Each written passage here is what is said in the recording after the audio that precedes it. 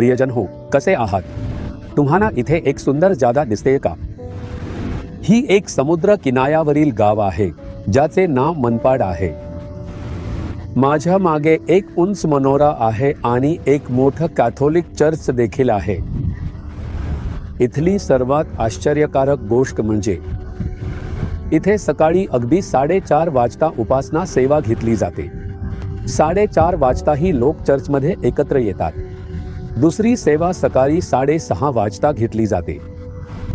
सकाळी लवकर चर्चमध्ये ताजेतवाने आणि झोपाळू चेहऱ्याशिवाय जाणाऱ्या महिलांना मी पाहिले.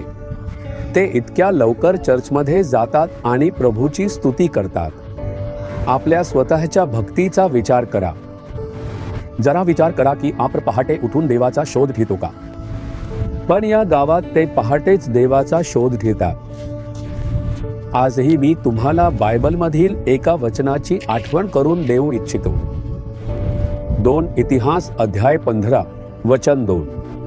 तुम्ही परमेश्वराच्या बरोबर राहाल तोवर तो तुमच्या बरोबर राहील. तुम्ही त्याला शरण जाल तर तो तुम्हाला पावेल, पण तुम्ही त्याला सोडाल तर तो तुम्हाला सोडील. तुम्ही येशूंसोबत असताना तो तुमच्या सोबत असेल. सर्वप्रथम आपल्याला येशूंसोबत राहावे लागेल, तेव्हाच तो आपल्यासोबत राहील.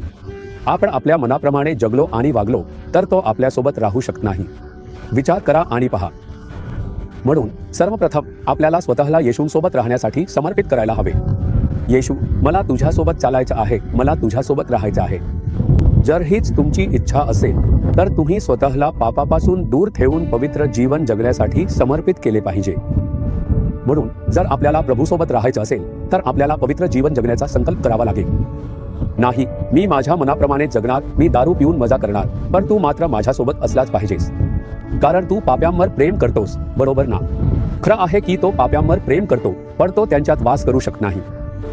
म्हणून त्याला सांगा, प्रभू, मला नेहमी तुझ्यासोबत राहायचं आहे आणि मला तूही माझ्यासोबत असावास असं वाटतं. मी तुझ्यापासून दूर जाणार नाही.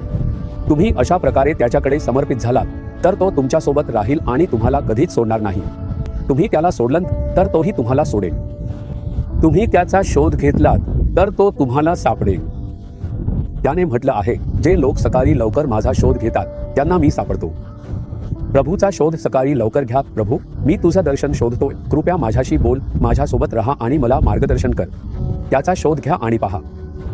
तो तुमच्याशी बोलेल आणि सुंदरपणे मार्गदर्शन करेल. येशू, मला नेहमी तुझ्यासोबत राहायचं आहे. मला तूही माझ्यासोबत असावास असं वाटतं. मला कोणताही पाप नकोय जे यामध्ये अडथळा आणेल.